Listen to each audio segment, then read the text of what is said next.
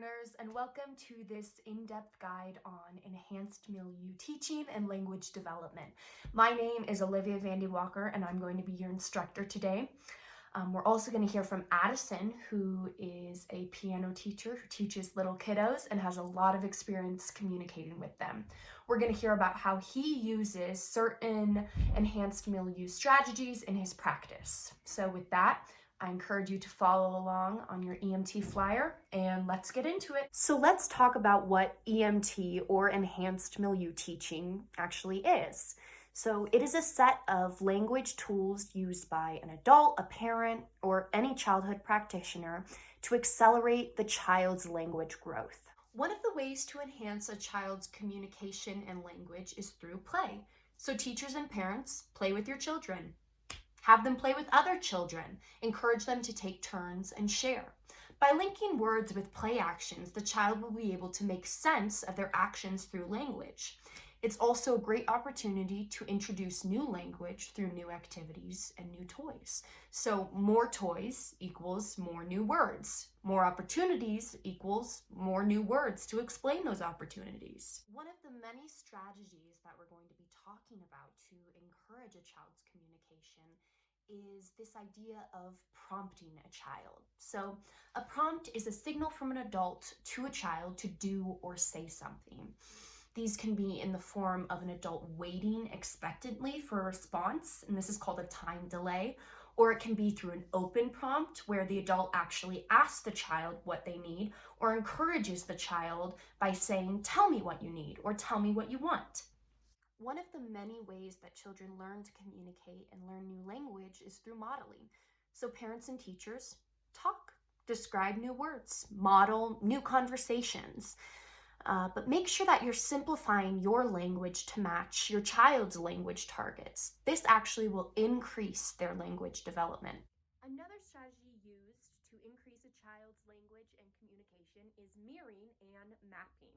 So mirroring is when you mirror the child's activity and mirror their physical expressions, while mapping is placing language into that situation or giving language to the action that you two are doing together. So here is an example of mirroring and mapping. So let's say, for example, a child is jumping. So the parent or teacher would then model or mirror the child's action. So then they would start jumping. And then the parent or teacher would add language to the situation and say, "We are jumping," or "I am jumping." So some of the goals that enhanced milieu teachings focus on are increasing the duration of a conversation that a child has, increasing the diversity of the communication, so more words, more phrases, more functions such as requests, comments, or questions. We also want to increase the complexity of the communication, so we want to move from pre-linguistics to linguistics, and we want to increase the independence. We want them to initiate social interactions instead of always being prompted to. With language delays comes challenging behavior as the child struggles to voice and communicate their needs. So how can we prevent challenging behavior? Consistent schedules can really help a child make sense of their world. It also assists the child in understanding their daily expectations. Transitions are especially difficult for children with language delays, so having a visual representation and schedule can help ease those difficulties surrounding transitions. So here are some tips for creating a routine. Use a timer for transitions.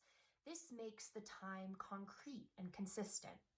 It also transfers the focus from the adult to the timer. So the timer ends the activity, not the adult.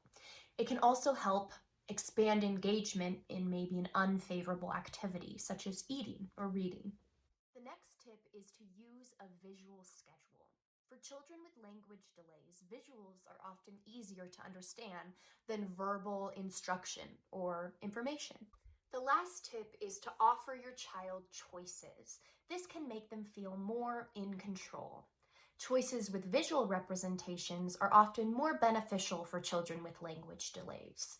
An example of a choice would be, Johnny, you can either make your bed first or fold your laundry.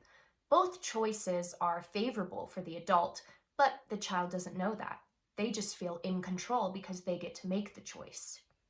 It is so important that teachers and parents and really any childhood practitioner learn these enhanced milieu teachings and use them. So let's go talk to a piano teacher and discover some of the strategies that he uses to communicate with his kids. All right, so I'm here with Addison, and he is a piano teacher of little kiddos. So what is your age range right now? I teach ages 5 to 15. Okay, and can you talk about how your communication is different with a 5-year-old versus a 15-year-old? Of course. So with 15-year-olds, it feels more like kind of just a conversation because they can understand bigger ideas, right? But then with children, it just seems you have to break down those bigger ideas a little bit and kind of communicate more on their scale, what they'll understand.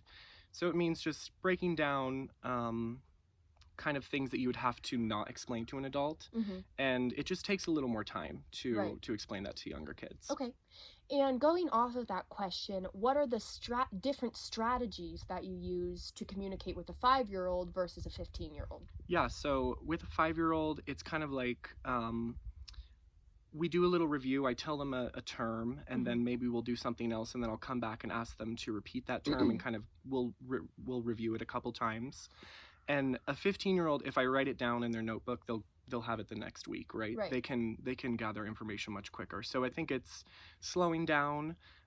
Sometimes I like if the children aren't responding as much as like a teenager would, then I'll give them options. Like, is this the correct answer or is this the correct answer? So giving them some options to so choices, and that's something that we talk about in enhanced milieu teachings. And are there any other sort of strategies that you use, like visual schedules or timers, or do you model a piece for them and then ask them to play it? Yeah, I do that a lot. I play a piece so they can hear it visually first, and then even if they look at my hands sometimes, they can kind of copy that and repeat that.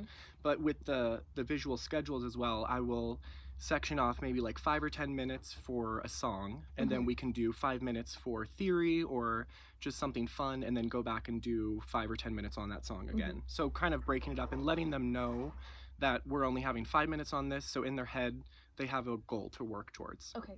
And that also taps into creating a routine for a child, which helps a child feel like they are in control of the time that they have, as well as it helps them sort of make sense and anticipate what's coming next.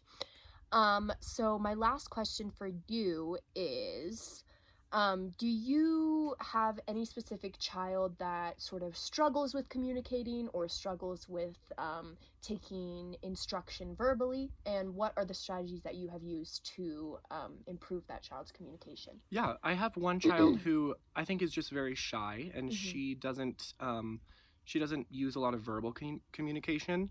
So I've actually learned to use sort of physical communication and giving her options as well. And she's 12, so she can understand bigger ideas, but I still have to give her options so that maybe she can just nod instead of talking to me, or I will ask her, like, how did this sound? Did it sound like this? And I'll kind of answer the question for her and see if she agrees with that. Or if she says no, then I'll say, oh, did you feel this way? Or how did you feel that went? So I kind of can speak for her, and if she'll just nod or shake her head, then that's a way to get around that. So do you find it is more difficult to communicate with someone who is more prone to pre-linguistics versus linguistics? I think for the child that I was talking about, we can manage, but I do agree with you that, or I do think that it's better to have linguistics involved when you're teaching a child, because some things can be lost when you're just doing physical, or if you're guessing for them, like I was saying before. So I think it's better when they can communicate their ideas to you. Yeah, and it's also always beneficial for a child to be able to express their needs through communication, as that is how pretty much everyone, how we converse our ideas. Yeah. So thank you so much, Addison, for taking the time to talk about some of your communication strategies. And thank you guys so much for tagging along, and I hope you guys learned a lot about enhanced Milieu teaching. Bye! Bye!